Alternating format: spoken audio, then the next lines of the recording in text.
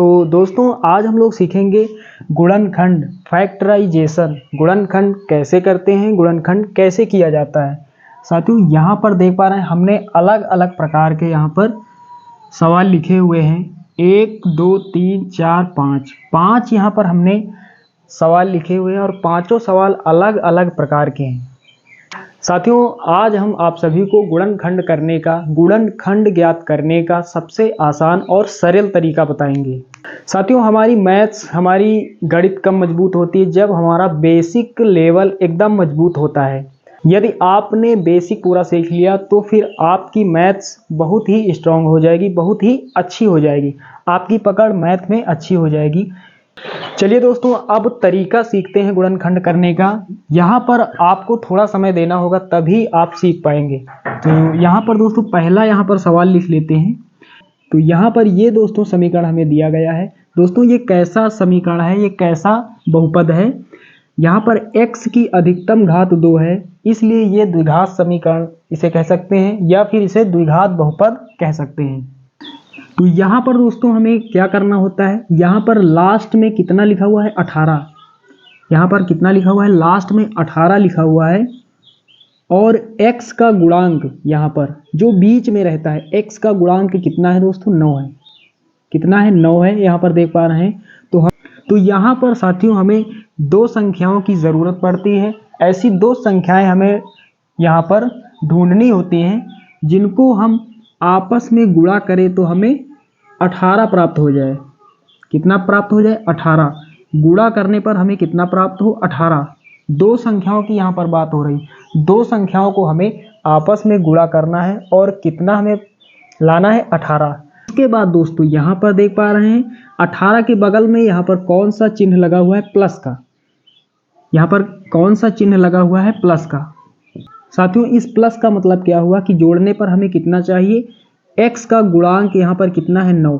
जोड़ने पर हमें कितना चाहिए? 9 चाहिए। हमें जोड़ने पर 9 चाहिए, गुणा करने पर 18 चाहिए। एक ही प्रकार की दो संख्याएं हमें लेना है जिनका हम आपस में गुणा करें तो 18 मिल जाए और उन्हीं संख्याओं को हम जोड़ दें। यहाँ पर प्लस का लगा हुआ है चिन्ह, तो जोड़ने पर कितना चाहिए? 9 चाहिए। साथियों सबसे आसान तरीका क्या होता है कि हम 18 के अभाज्य गुणनखंड यहाँ पर निकाल लें। चलिए यहाँ पर लास्ट में कितना है?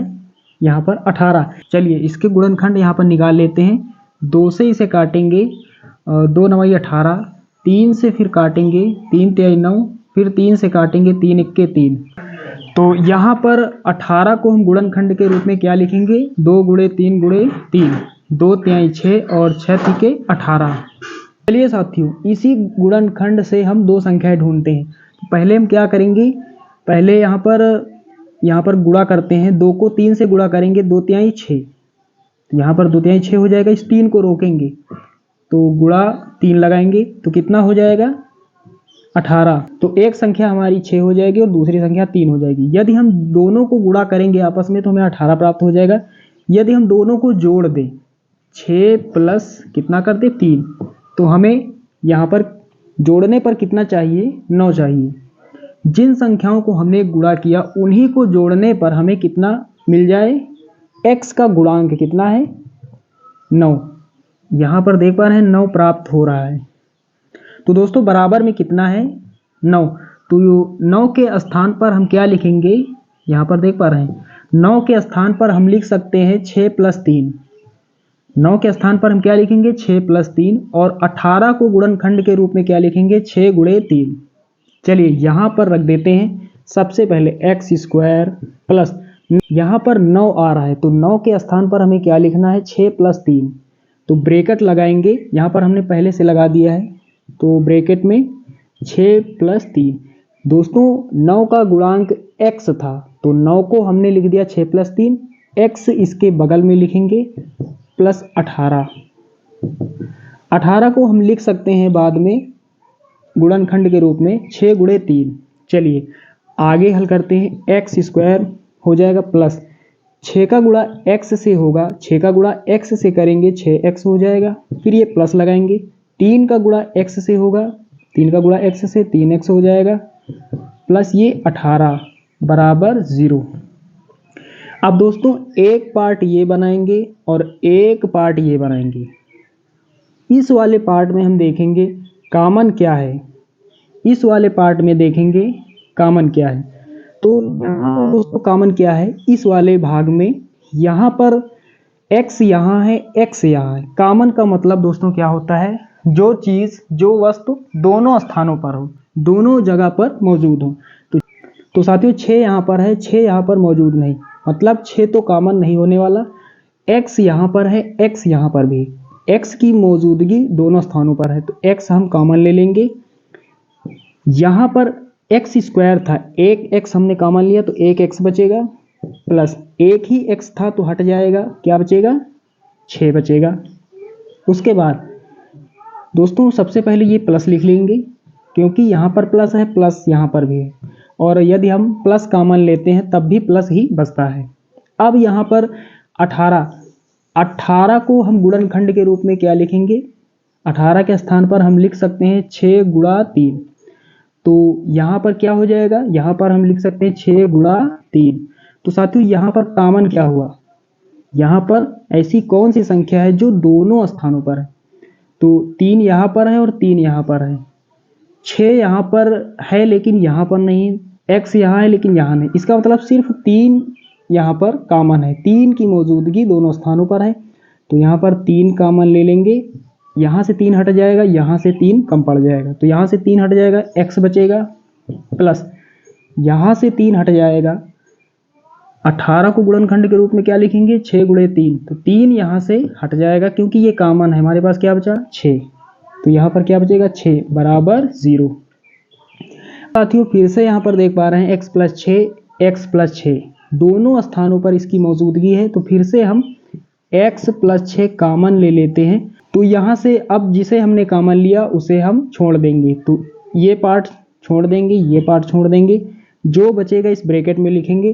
तो यहाँ पर क्या x और ये प्लस 3 बराबर 0। यहाँ पर दोस्तों ये आंसर हो जाएगा, ये इसका गुणनखंड हो जाएगा। तो साथियों यहाँ पर थोड़ा समय लग रहा होगा क्योंकि यहाँ पर काफ़ी बेसिक तरीके से यहाँ पर बताया जा रहा है, इसलिए इसमें थोड़ा समय लग रहा होगा। तो ये आपको समझ में आ गया होगा। चलिए दोस्तों अब यहाँ पर सवाल नंबर 2। अब अगला सवाल यहाँ पर हमने लिख लिया x square plus 20x plus 64। तो यहाँ पर लास्ट में कितना है 64, तो गुणा करने पर हमें कितना चाहिए 64 चाहिए। 64 के बगल में यहाँ पर प्लस लगा हुआ है, जोड़ने पर हमें कितना चाहिए, x का गुणांक कितना है 20 है। तो यहाँ पर हमें ऐसी दो संख्याएं ढूंढनी है, पता करनी है जिनको हम आपस में गुणा करें तो 64 प्राप्त हो जाए, और उन्हीं दो संख्याओं को हम जोड़ दें तो हमें 20 प्राप्त हो जाए। तो यहाँ पर हम क्या करेंगे, 64 के हम फैक्टर निकालेंगे, 64 के हम गुणनखंड निकालेंगे। चलिए यहाँ पर दो संख्याएं पता करते हैं। तो यहाँ पर 64 लिख लेंगे, 2 से काटेंगे, सम संख्या है यहाँ पर, तो 2 तिहाई 6 और 2 दूना 4, फिर 2 से काटेंगे, यहाँ पर कितना हो जाएगा 2 1 के 2, 1 बचेगा, 2 के आगे 1 लिखेंगे 12, 2 छके 12, फिर 2 से काटेंगे, 2 8 16, फिर 2 से काटेंगे, 2 चौके 8, फिर 2 से काटेंगे, 2 दूना 4, फिर 2 से काटेंगे, 2 1 के 2। यहाँ पर हम 64 को गुणनखंड के रूप में क्या लिख सकते हैं, 2 गुणा 2 गुणा 2। इस प्रकार से 2 को हम 6 बार गुणा करेंगे आपस में तो हमें 64 प्राप्त हो जाएगा। चलिए साथियों यहीं से दो संख्याएं ढूंढते हैं। तो यहाँ पर जोड़ने पर हमें कितना चाहिए 20। चलिए पहले 2 का गुणा 2 से करेंगे, कितना हो जाएगा 4, 2 का गुणा 2 से करेंगे 4, यहाँ पर 4 हो गया, 4 का 2 से 8, 8 का 2 से गुणा करेंगे 8 दूना 16। तो यहाँ पर दोस्तों कितना हो गया, यहाँ पर हो गया 16। अब यहाँ पर क्या करते हैं, इस तरफ से गुणा करते हैं, तो 2 दूना 4, तो यहाँ पर 2 को 2 से गुणा करेंगे, कितना हो जाएगा 4, बीच में प्लस कर देते हैं, तो 16 में यदि हम 4 को जोड़ते हैं तो हमें 20 प्राप्त हो जाएगा। और यदि हम 16 को 4 से गुणा कर देंगे तो हमें कितना प्राप्त हो जाएगा, हमें 64 प्राप्त हो जाएगा। तो साथियों यहाँ पर हमें दो संख्याएं प्राप्त हो गई। यदि हम 16 को 4 से गुणा करते हैं तो हमें 64 प्राप्त होगा, और यदि हम 16 में 4 को जोड़ दें तो हमें 20 प्राप्त हो जाएगा। तो यहाँ पर प्लस लगा हुआ है, इसको ब्रैकेट में बंद कर देते हैं। तो 20 के स्थान पर हम क्या लिख सकते हैं 16 + 4, और 64 को हम लिख सकते हैं गुणनखंड के रूप में 16 × 4। चलिए यहाँ पर हल करते हैं। x² प्लस 20 यहाँ पर है, 20 के स्थान पर हमें क्या लिखना है 16 + 4, 16 + 4, और उसके बाद ये x लगाएंगे प्लस 64 को अभी यहाँ पर लिख देते हैं। बाद में इसके स्थान पर हम जरूरत पड़ने पर 16 × 4 लिख सकते हैं। x² हो जाए प्लस यहाँ पर 16 का गुणा x से होगा, 16 का गुणा x से होगा तो 16x, प्लस लगाएंगे 4 का गुणा x से होगा तो 4x, प्लस ये 64 = 0। एक पार्ट फिर से ये बनाएंगे, एक पार्ट ये। तो इस वाले भाग में देखेंगे यहाँ पर क्या कॉमन है। तो यहाँ पर दोस्तों हमने x नहीं लिखा, 16x, 16 का गुणा x से होगा 16x। तो यहाँ पर x यहाँ है, x यहाँ है, 16 यहाँ है, 16 यहाँ मौजूद नहीं है, इसका मतलब सिर्फ x कॉमन है। तो यहाँ पर x कॉमन लेंगे तो यहाँ से एक x कम पड़ जाएगा, प्लस यहाँ एक ही x था तो सिर्फ 16 बचेगा, प्लस लिखेंगे 64 का मतलब क्या हुआ, 64 को हम गुणनखंड के रूप में क्या लिखेंगे 16 × 4। तो 4 यहाँ है, 4 यहाँ है, तो 4 कॉमन लेंगे, 4 यहाँ से हट जाएगा, x बचेगा, प्लस यहाँ से ये 4 कॉमन लिया हमने तो ये 4 हट जाएगा, 16 बचेगा, बराबर 0। फिर से x + 16, x + 16 दोनों स्थानों पर है तो x + 16 हम कॉमन ले लेंगे। तो जिस संख्या को, जिस चीज़ को हमने कॉमन लिया उसे यहाँ अब छोड़ देंगे, तो ये पार्ट छूट जाएगा और ये पार्ट छूट जाएगा, जो बचेगा इस ब्रैकेट में लिखेंगे। ये x यहाँ पर बच रहा है और ये प्लस का 4 बराबर 0, तो ये यहाँ पर आंसर हो जाएगा। चलिए साथियों, अब अगला यहाँ पर हमने ये सवाल लिख लिया है। इस बार यहाँ पर माइनस लगा हुआ है, चलिए माइनस वाला लॉजिक भी समझते हैं। तो यहाँ पर क्या करेंगे, गुणा करने पर हमें कितना चाहिए, लास्ट में कितना लिखा हुआ 27, 27 चाहिए।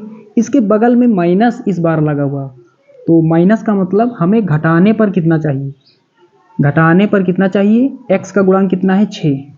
मतलब यहाँ पर ऐसी दो संख्याएं लेना है, ऐसी दो संख्या में पता करनी है जिनका हम आपस में गुणा करें तो हमें 27 प्राप्त हो जाए, और बड़ी संख्या में छोटी को घटा दे। उन्हीं दो संख्याओं में हम बड़ी संख्या में छोटी संख्या को घटा दे तो हमें 6 प्राप्त हो जाए। तो यहाँ पर लास्ट में 27 है, चलिए 27 के गुणनखंड यहाँ पर निकालते हैं। विषम संख्या है, 3 से यहाँ पर काटते हैं, 3 9 27, 3 से काटेंगे, 3 3 9, फिर 3 को काटेंगे, 3 1 3।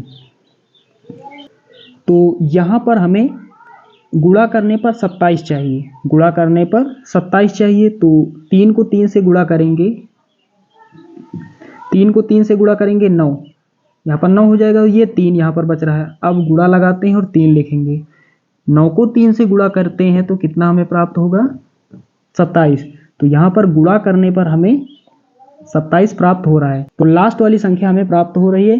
बाद यहाँ पर घटाने पर 6 चाहिए था, हमें घटाने पर 6 चाहिए था। तो बड़ी संख्या में घटाना हमें छोटी संख्या को, बड़ी संख्या 9, छोटी संख्या 3। तो 9 में यदि हम 3 को घटा देते हैं तो हमें कितना प्राप्त हो जाएगा 6। तो यहाँ पर दोस्तों हमें दो संख्याएं प्राप्त हो गई। यहाँ पर हमें कौन सी दो संख्याएं प्राप्त हुई हैं, 9 × 3। यदि 9 को हम 3 से गुणा करते हैं तो 27 प्राप्त होता है, और यदि बड़ी संख्या में छोटी संख्या को घटा देते हैं तो हमें 6 प्राप्त हो जाता है। तो 6 के स्थान पर हम क्या लिखेंगे 9 - 3, और 27 को गुणनखंड के रूप में क्या लिखेंगे 9 × 3। यहाँ पर रख देते हैं x² प्लस 6। 6 के स्थान पर हमें क्या लिखना है, 6 के स्थान पर हमें लिखना है 9 - 3, 9 - 3। उसके बाद ये x लगाएंगे और -27 बराबर 0। x² प्लस 9 का x से गुणा होगा तो 9x हो जाएगा, माइनस लगाएंगे, ये 3 का x से गुणा होगा 3x हो जाएगा, -27 बराबर 0। फिर से एक पार्ट ये, एक पार्ट ये, यहाँ पर x है, x यहाँ पर है, तो x कॉमन लेंगे तो यहाँ से एक कम पड़ जाएगा, x बचेगा, प्लस यहाँ से हट जाएगा, सिर्फ 9 बचेगा। अब दोस्तों यहाँ पर सबसे पहले देखते हैं चिन्ह। तो यहाँ पर माइनस है, यहाँ पर माइनस है, मतलब माइनस भी कॉमन है क्योंकि माइनस की मौजूदगी दोनों स्थानों पर है। उसके बाद 27 को हम गुणनखंड के रूप में क्या लिखेंगे, 9 गुणे 3, तो 3 यहाँ है, 3 यहाँ पर भी है, 3 कॉमन लेंगे तो 3 यहाँ से हट जाएगा, x बचेगा। उसके बाद माइनस था, हमने कॉमन ले लिया, प्लस बचेगा, 3 यहाँ पर कॉमन हो गया, 3 ये कॉमन हो गया, हमारे पास क्या बचा 9, तो यहाँ पर क्या बचेगा 9 बराबर 0। अब दोस्तों फिर से देख पा रहे हैं x प्लस 9 x प्लस 9 दोनों स्थानों पर है, तो x प्लस 9 हम कॉमन लेंगे और तो x प्लस 9 दोनों स्थानों से हट जाएगा। यहाँ पर जो बचेगा इस ब्रैकेट में लिखेंगे x माइनस 3 बराबर 0। ये यहाँ पर आंसर हो जाएगा। चलिए साथियों अब अगला यहाँ पर सवाल हल करते हैं। चलिए साथियों फिर से उसी तरह यहाँ पर दो संख्याएं ढूंढते हैं। तो लास्ट में कितना है 98, इसके गुणनखंड यहाँ पर निकालते हैं। सम संख्या है, लास्ट में 2 से काटेंगे, 2 चौके 8, एक बचन यहाँ पर कितना हो जाएगा 18, 2 9 18। विषम संख्या है, यहाँ पर विषम संख्या से काटेंगे तो 7 से काट देते हैं, 7 के टेबल में 49 आता है, तो 7 7 49, फिर 7 से भाग देंगे, 7 1 के 7। तो 98 को हम गुणनखंड के रूप में क्या लिखेंगे, 7 गुणा 7 गुणा 2, 7 7 49 और 49 दूना कितना होता है 98। यहाँ पर देख पा रहे हैं लास्ट में कितना है 98 है, तो गुणा करने पर हमें कितना चाहिए 98 चाहिए, और इसके बगल में प्लस लगा हुआ है। जोड़ने पर हमें कितना चाहिए, x का गुणांक कितना है, बीच वाली संख्या कितनी है 21, तो हमें जोड़ने पर कितना चाहिए 21 चाहिए। चलिए अब यहीं से संख्याएं ढूंढते हैं। तो यहाँ पर 7 का गुणा हम यदि 7 से करते हैं, 7 7 49, इन दोनों को गुणा करते हैं आपस में तो कितना हो जाएगा 49 हो जाएगा, और ये 2 49 में 2 जोड़ेंगे तो बहुत ज़्यादा हो जाएगा। चलिए 7 को अलग करते हैं, 7 का गुणा 2 से करते हैं, तो 7 दूना कितना हो जाएगा 14, यहाँ पर 14 हो जाएगा, ये 7 यहाँ पर बच रहा है तो प्लस करेंगे ये 7। 14 में यदि हम 7 जोड़ेंगे तो हमें कितना चाहिए 21 चाहिए। तो यहाँ पर दोस्तों 7 में यदि हम 14 को जोड़ेंगे तो हमें 21 प्राप्त हो जाएगा। तो यहाँ पर हमें जोड़ने पर 21 चाहिए था और गुणा करने पर 98, तो दो संख्याएं यहाँ पर हमें प्राप्त हो गई। चलिए यहाँ पर अब लिख देते हैं। तो यहाँ पर गुणा करने पर हमें कितना चाहिए था, गुणा करने पर हमें 98, तो यहाँ पर 7 दूना 14, 14 हो जाएगा, 14 और यहाँ पर कितना 7 है, तो 14 को यदि हम 7 से गुणा करेंगे तो कितना प्राप्त होगा 98। जोड़ने पर हमें कितना चाहिए था, जोड़ने पर हमें 21 चाहिए था, तो यदि हम 14 में प्लस 7 करेंगे तो 14 7 कितना हो जाएगा 21 हो जाएगा यहाँ पर। तो साथियों यहाँ पर 21 के स्थान पर हम क्या लिखेंगे 14 प्लस 7, और 98 को गुणनखंड के रूप में क्या लिखेंगे 14 गुणे 7। चलिए यहाँ पर रख देते हैं 21 के स्थान पर हमें क्या लिखना है 14 प्लस 7, x ये लगा लेते हैं यहाँ पर, प्लस ये 98 बराबर 0। अब यहाँ पर x स्क्वायर, दोस्तों ये माइनस यहाँ पर लगा हुआ है, यहाँ पर ये माइनस लगा हुआ है, तो माइनस जब लगा होता है तो हम ब्रैकेट यहाँ पर डायरेक्ट ओपन नहीं करेंगे, पहले ये माइनस लगा लेते हैं, ब्रैकेट लगा लेंगे और गुणा कर देते हैं पहले हम, उसके बाद में हम ब्रैकेट को ओपन करेंगे। 14 का गुणा x से होगा 14x, प्लस 7 का गुणा x से होगा 7x, और उसके बाद यहाँ पर ब्रैकेट क्लोज करेंगे, प्लस 98 बराबर 0। यहाँ पर क्या हो जाएगा x स्क्वायर। अब हम क्या करेंगे ब्रैकेट को यहाँ पर खोल देंगे, ओपन कर देंगे, तो ये माइनस अंदर गुणा करेगा। इसके आगे कौन सा चिन्ह है, माइनस नहीं है, इसका मतलब प्लस है। माइनस होता तो यहाँ पर लगा होता है, माइनस नहीं, इसका मतलब प्लस है, तो प्लस और माइनस क्या होता है माइनस होता है। 14x ये प्लस का है, ये माइनस का है, प्लस माइनस क्या होता है माइनस। 7x प्लस 98 बराबर 0। यहाँ पर दोस्तों क्या कॉमन है, x यहाँ है x यहाँ, तो x कॉमन ले लेते हैं, यहाँ से x बचेगा माइनस यहाँ पर क्या बचेगा 14। दोस्तों यहाँ पर प्लस है, यहाँ पर माइनस है, तो प्लस का मतलब क्या होता है, प्लस कब होता है दोस्तों, दो माइनस का जब गुणा होता है, तो माइनस गुणे माइनस क्या होता है, प्लस होता है।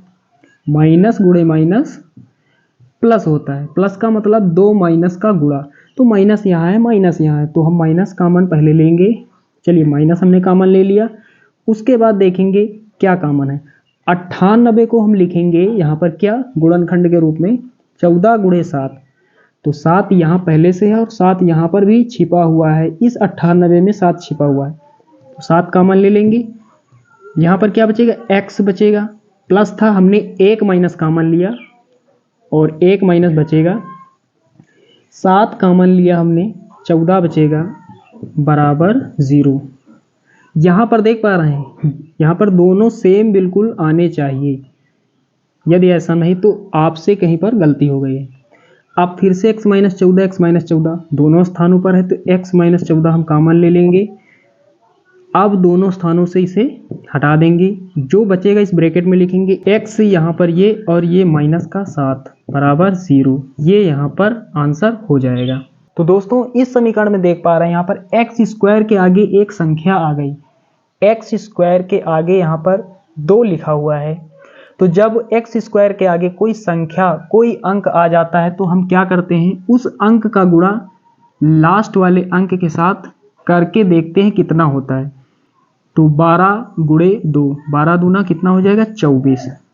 तो यहाँ पर दोस्तों हमें गुणा करने पर कितना चाहिए, गुणा करने पर हमें कितना चाहिए, ये 12 नहीं चाहिए क्योंकि लास्ट में लिखा हुआ है 12, 12 नहीं चाहिए, यहाँ पर कितना आया है 24 आया है। गुणा करने पर हमें 24 चाहिए, इसके बगल में 12 के बगल में प्लस लगा हुआ है, इसका मतलब जोड़ने पर हमें कितना चाहिए, x का गुणांक कितना है 10 है। तो ऐसी दो संख्याएं हमें ढूंढनी है जिनका हम आपस में गुणा करें तो हमें 24 प्राप्त हो जाए, और उन्हीं दो संख्याओं को हम जोड़ दें तो हमें 10 प्राप्त हो जाए। तो इस 24 से हमें दो संख्याएं प्राप्त होंगी। चलिए इस 24 के यहाँ पर गुणनखंड निकालते हैं। 2 से काटेंगे, 2 1 के 2, 2 दूना 4, 2 से काटेंगे 2 छके 12, उसके बाद में फिर 2 से काटेंगे 2 तिहाई 6, यहाँ पर हो जाएगा विषम संख्या। 3 से काटेंगे 3 1 के 3, तो 24 को हम गुणनखंड के रूप में क्या लिखेंगे, यहाँ पर 24 को हम लिखेंगे गुणनखंड के रूप में 3 तो यहीं से हमें दो संख्याएं प्राप्त होंगी। चलिए यहाँ पर पता करते हैं, यहाँ पर 3 का गुणा 2 से करते हैं, 3 दूना 6, यहाँ पर 6 हो गया, 6 का गुणा 2 से करते हैं 6 दूनी, यहाँ पर कितना हो गया 12, और 12 प्लस लास्ट में कितना है 2, तो 12 प्लस 2 14 हो जाएगा। जोड़ने पर हमें 10 चाहिए, मतलब ये यहाँ पर तरीका सही नहीं। चलिए अब थोड़ा यहाँ पर अदला बदली करते हैं संख्याओं की।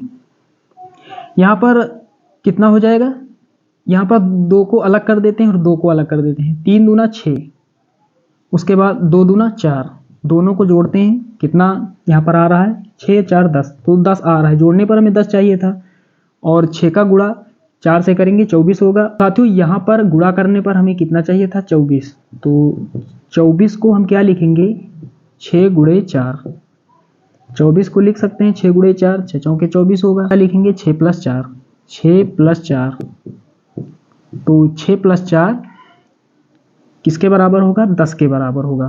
तो हम 10 के स्थान पर 6 प्लस 4 लिख सकते हैं, और 24 जहाँ पर होगा, 24 यदि यहाँ पर होगा तो हम 6 गुणे 4 उसके स्थान पर लिखेंगे। चलिए अब यहाँ पर हल करते हैं, तो यहाँ पर क्या हो जाएगा 2x स्क्वायर प्लस 10 के स्थान पर हमें लिखना है 6 प्लस 4, तो 6 प्लस 4, उसके बाद में ये x यहाँ पर लिखेंगे बाहर, प्लस 12 बराबर 0, 2x स्क्वायर हो जाएगा प्लस 6 का गुणा x से होगा तो 6x प्लस लगाएंगे, ये 4 का गुणा x से होगा तो 4x प्लस 12 बराबर 0। एक पार्ट ये बनाएंगे, एक पार्ट ये बनाएंगे। अब दोस्तों यहाँ पर हम देखते हैं कॉमन क्या है। सबसे पहले यहाँ पर आगे संख्या लिखी हुई है, यहाँ पर एक, यहाँ पर संख्या है, यहाँ पर भी संख्या है, तो यहाँ पर देखते हैं कि इन दोनों में कॉमन क्या है। तो 6 को हम लिख सकते हैं 3 गुणा 2, और यहाँ पर 2 को लिख सकते हैं 2 गुणे 1। तो यहाँ पर कॉमन क्या हुआ, दोनों में कॉमन क्या है, तो यहाँ पर देख पा रहे हैं यहाँ पर भी 2 है और यह ऊपर भी 2 है, तो 2 कॉमन है दोनों स्थानों पर। उसके बाद में x यहाँ है, x यहाँ पर भी है, तो यहाँ पर 2x कॉमन है, तो 2x हम कॉमन लेंगे, तो यहाँ पर क्या बचेगा, 2 हट जाएगा, 1x हट जाएगा, 1x बचेगा, प्लस यहाँ से 2 कॉमन हमने लिया, इस कॉमन वाली संख्या को छोड़ देंगे, 3 बचेगा, 3 लिख लेंगे, x एक ही था कॉमन लिया हमने तो ये हट जाएगा। चलिए अब आगे यहाँ पर देखते हैं यहाँ क्या कॉमन है, प्लस प्लस दोनों स्थानों पर है, प्लस कॉमन लेंगे तब भी प्लस बचेगा। उसके बाद 4 को हम क्या लिख सकते हैं, 4 को हम लिख सकते हैं 2 गुणा 2। 12 को हम क्या लिखेंगे, यहाँ पर लिखेंगे 2 गुणा 3 गुणा 2, ये लिख सकते हैं, 2 3 6 6 दूनी 12। अब देखते हैं दोनों में कॉमन क्या है, तो साथियों यहाँ पर देख पा रहे हैं 1 2 ये कॉमन है, 1 और 2 यहाँ पर कॉमन है, तो ये 2 कॉमन है, और यहाँ पर ये 2 दूना ये भी 2 कॉमन है, तो यहाँ पर लिखेंगे कितना हो जाएगा 2 दूना 4, मतलब यहाँ पर 4 कॉमन है। तो 4 यहाँ है 4 यहाँ है, तो चलिए 4 कॉमन लेते हैं। उसके बाद x यहाँ है लेकिन यहाँ नहीं, तो x तो कॉमन नहीं, यहाँ पर 4 कॉमन लिया तो 4 यहाँ से हट जाएगा, x बचेगा, प्लस यहाँ से हट जाएगा कितना, 4 हट जाएगा, कितना बचेगा, यहाँ पर हमारे पास सब कॉमन हो चुका, सिर्फ ये 3 बच रहा है, तो यहाँ पर ये 3 लिख देंगे, बराबर क्या लिखेंगे, यहाँ पर इसे हटा देंगे, बराबर यहाँ पर लिखेंगे 0। तो फिर से देख पा रहे हैं x प्लस 3 2 बार है, तो x प्लस 3 कॉमन हम ले लेंगे, यहाँ से ये हट जाएगा, यहाँ से ये हट जाएगा, बचेगा क्या, इस ब्रैकेट में लिखेंगे, आगे ये 2x है, उसके बाद ये प्लस 4 है, बराबर 0, ये यहाँ पर आंसर हो जाएगा। तो साथियों यहाँ पर जो तरीका हमने बताया, ये तरीका आपको पसंद आया या फिर नहीं आया, आपको कमेंट में बताना है। चलिए दोस्तों मिलते हैं अगले वीडियो में, तब तक के लिए जय हिंद।